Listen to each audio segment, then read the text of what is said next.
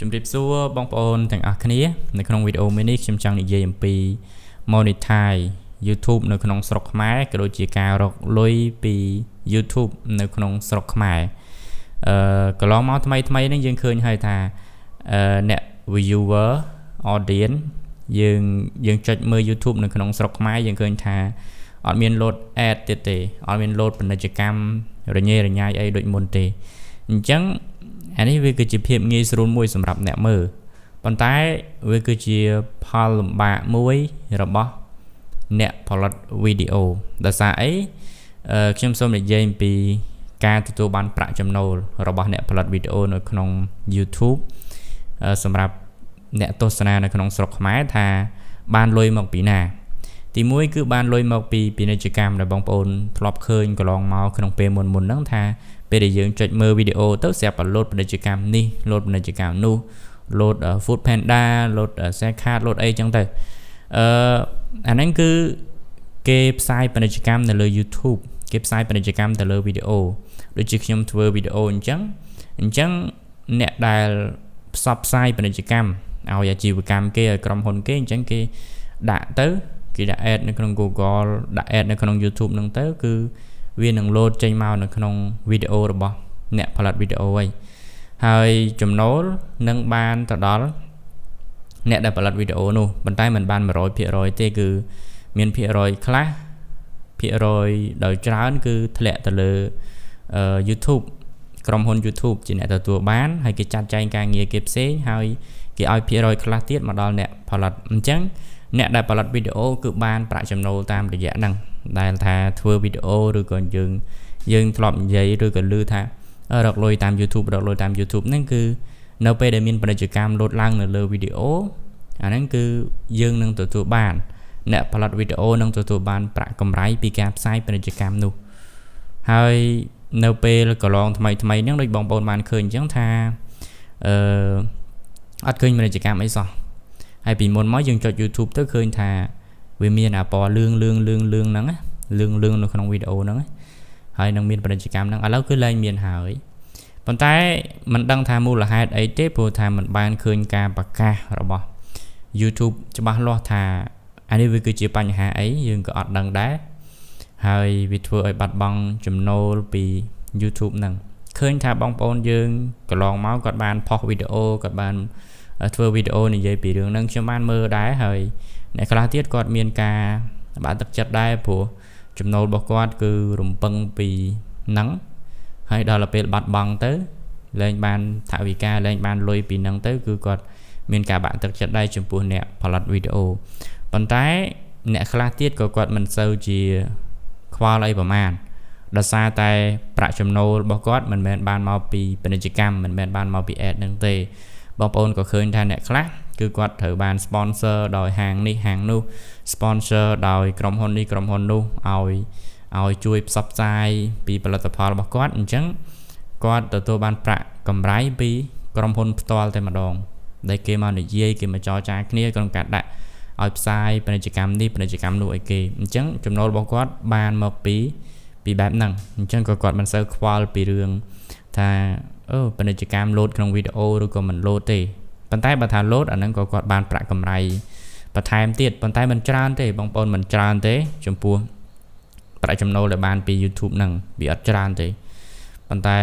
បើបានទៅវាល្អដែរព្រោះវាអាចថារួចថ្លៃទឹកថ្លៃភ្លើងរបស់យើងចឹងដែរវាគ្រាន់បើជាងអត់ចំពោះទស្សនៈរបស់ខ្ញុំទៅលើការ ad នៅក្នុងស្រុកខ្មែរហ្នឹងខ្ញុំថាអានេះបើតាមការយល់ឃើញរបស់ខ្ញុំថា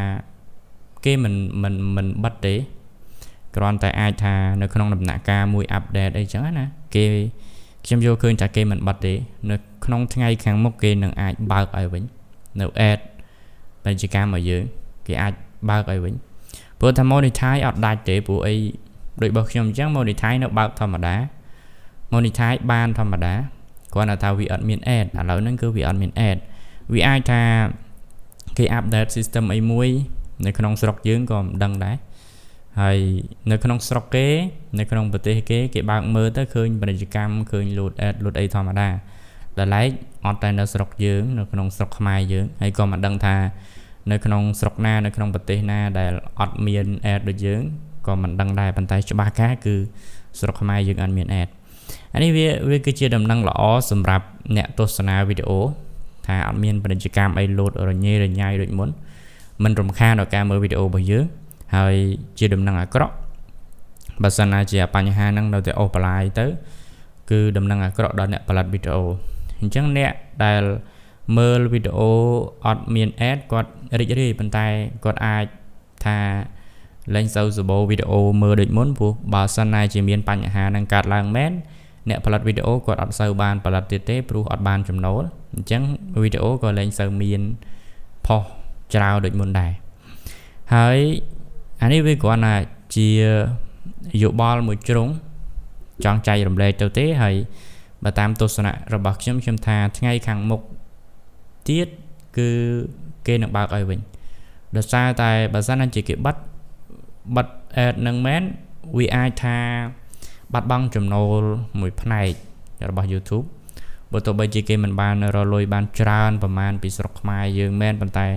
វាក៏ជាចំណូលមួយផ្នែកដែរអញ្ចឹងប្រហែលជាគេមិនបិទទេគេអាចនឹង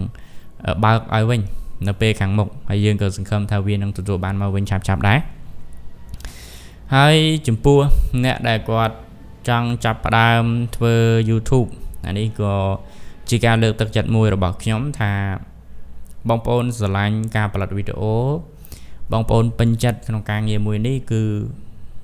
បន្តធ្វើទៀតទៅអ្នកដែលកំពុងចាប់ផ្ដើមហើយក៏ដោយឬក៏អ្នកមិនទាន់ចាប់ផ្ដើមក៏ដោយប៉ុន្តែដោយមានបំណងថានឹងចាប់ផ្ដើមហើយស្រឡាញ់ការងារផលិតវីដេអូមួយហ្នឹងធ្វើវីដេអូឲ្យគេមើលទៅតាម YouTube ខ្ញុំថាចាប់ផ្ដើមទៅហើយធ្វើវាទៅវាគឺជាឱកាសរបស់យើងក៏ថាបានព្រោះនៅពេលដែលអត់មាន ad អីញ៉ៃញ៉ៃអញ្ចឹងអាចថាគេនឹងចូលមើលវីដេអូរបស់យើងច្រើនជាងរាល់ដងក៏ថាបានដែរអញ្ចឹងថាជាឱកាសរបស់យើងនៅក្នុងពេលលំបាកមួយហ្នឹងក៏ថាបានដែរសំខាន់ឲ្យយើងស្រឡាញ់គឺយើងធ្វើវាទៅហើយសូមលើកទឹកចិត្តថាការធ្វើអ្វីក៏ដោយមិនថាតែការធ្វើ YouTube នេះឬក៏ធ្វើអីផ្សេងទេបើសិនណាជាយើងចង់តែមួយឆាវធ្វើបានតែម្ដងនោះយើងនឹងមិនទទួលបានភាពជោគជ័យនោះទេនិយាយចឹងមិនមែនថាខ្ញុំជោគជ័យទៅលើ YouTube នឹងអត់ទេគ្រាន់តែខ្ញុំបានលទ្ធផលមករៀងគ្រាន់ដែរមិនច្រើនប៉ុន្តែរៀងគ្រាន់ដែរតាមអ្វីដែលខ្ញុំធ្វើទៅខ្ញុំក៏ពេញចិត្តខ្ញុំក៏រីករាយនឹងទទួលយកអ្វីដែលខ្ញុំកំពុងតែទទួលបាននឹងដែរបើទោះបីជា view មិនច្រើនដូចគេប៉ុន្តែរីករាយនឹងទទួលយកហើយដែលខ្ញុំនិយាយថាធ្វើអ្វីមិនបានយូរក៏មិនជោគជ័យនឹងព្រោះអ្នកខ្លះគាត់ចាប់ផ្ដើមធ្វើ YouTube ចឹងដែរគាត់ធ្វើបាន 4-10 វីដេអូអត់មានអ្នកមើលក៏ទុកចោលឈប់ធ្វើអ្នកខ្លះធ្វើអាន 2-3 វីដេអូក៏ទុកចោលឈប់ធ្វើថាការធ្វើដំបូងឡើយគឺគ្មានអ្នកមើលវាជារឿងមួយដែលមិនចម្លែកទេណាក៏អញ្ចឹងដែរព្រោះខ្ញុំធ្វើវីដេអូដំបូងបាន10 view 20 view ហ្នឹងគឺសប្បាយចិត្តអង្គុយមើលតែ view មើល view បានប៉ុន្មានហើយអញ្ចឹងណាសប្បាយហើយអានេះយើងរីករាយនឹងអ្វីដែលយើងអាចធ្វើបានណាអញ្ចឹងបន្តធ្វើការងារដែលយើងគិតថាស្រឡាញ់ដែលយើងគិតថាចូលចិត្តនៅក្នុងការងារនេះប៉ុន្តែបើថាអត់ស្រឡាញ់អត់អីទេអាហ្នឹងកុំចាប់ផ្ដើមនាំឲ្យខាតពេលទេព្រោះការងារនេះមិនងាយនឹងឲ្យផលទេអ្នកខ្លះធ្វើ 3-4 ឆ្នាំមិនទាន់ចេញលទ្ធផលផងហើយអ្នកខ្លះគាត់ធ្វើលឿនគាត់ធ្វើ 3-4 ខែបានតែអាហ្នឹងគឺទៅតាមសមត្ថភាពទៅតាមបច្ចេកទេសនៃការផលិតវីដេអូរបស់យើងហើយយើងកុំសូវខ្វល់ពីរឿងសម្ភារៈថាខ្ញុំអត់មានសម្ភារៈផលិតវីដេអូពីនេះពីនោះថាដំបូងឡើយយើងអាចចាប់ផ្ដើមពីអ្វីដែលយើងមានហើយខ្ញុំធ្វើវីដេអូដំបូងគឺខ្ញុំប្រើទូរស័ព្ទមួយនេះដើម្បីថតបងប្អូនមើលឃើញច្បាស់ដែរទេនេះ iPhone 5 ឥឡូវវានៅដំណើរការបានដែរប៉ុន្តែអត់បានបញ្ចូលថ្មវាទុកចោលថតសំឡេងថតអីពីនៅក្នុង iPhone ហ្នឹងហើយបានយើងយកមកកាត់នៅក្នុង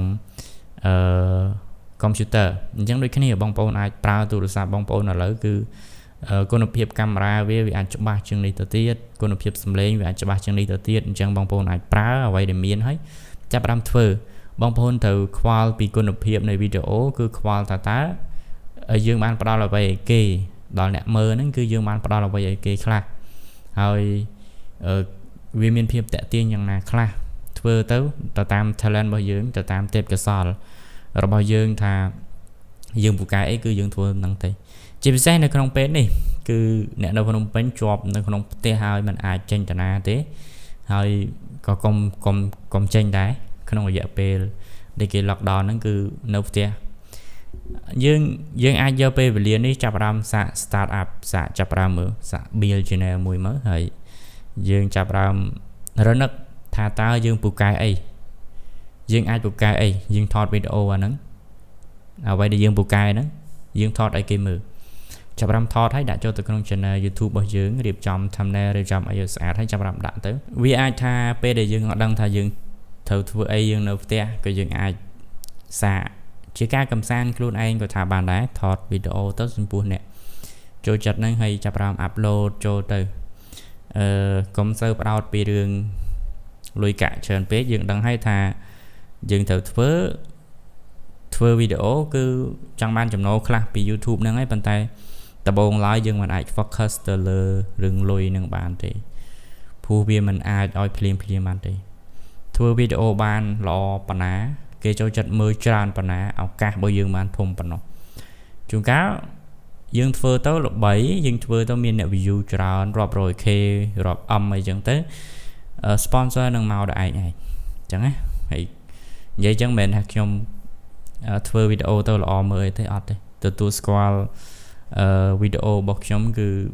ប៉ុណ្ណឹងវាមិនជាល្អអីទេគាត់ថាអ្វីដែលខ្ញុំចូលចិត្តគឺខ្ញុំចូលចិត្តចែករំលែកនៅអ្វីដែលខ្លួនឯងយល់ឃើញអ្វីដែលខ្លួនឯងបានដឹងអ្វីដែលខ្លួនឯងបានចេះអានេះគឺជាអីដែលចូលចិត្តអញ្ចឹងធ្វើតាមអីដែលចូលចិត្តហ្នឹងប៉ុណ្ណឹងវីដេអូរបស់ខ្ញុំគឺមិនឲ្យវែងឆ្ងាយអីពេកទេទី1គឺចង់និយាយអំពី monetize ad នឹងឯងហើយទី2ចង់លើកទឹកចិត្តឲ្យបងប្អូនដែលថាចង់ធ្វើកុំបាក់ទឹកចិត្តអីចាប់ផ្ដើមធ្វើវាទៅកាលណាយើងធ្វើបានល្អឱកាសរបស់យើងមានកាន់តែច្រើនហើយនៅពេលនេះយើងអាចថាអូមិនដឹងថាឱកាសបានមកពីណាទេប៉ុន្តែកាលណាយើងធ្វើបានល្អយើងនឹងមើលឃើញនៅឱកាសហ្នឹងដោយខ្លួនឯងអរគុណប៉ុណ្្នឹងទេហើយមានកំហុសខុសឆ្គងអីយ៉ាងណាសូមអធិស្ឋានពីបងប្អូនទាំងអស់គ្នាបងប្អូនមានមតិយោបល់អីតាក់ទងជាមួយនឹង ad តាក់ទងជាមួយនឹង monetize ឬក៏មានសំណួរអីចង់សួរក៏អញ្ជើញ comment នៅខាងក្រោមឬក៏ស្ដាប់ដល់ចប់មើលដល់នេះក៏អាចអញ្ជើញ comment ថាស្ដាប់ដល់ចប់បាន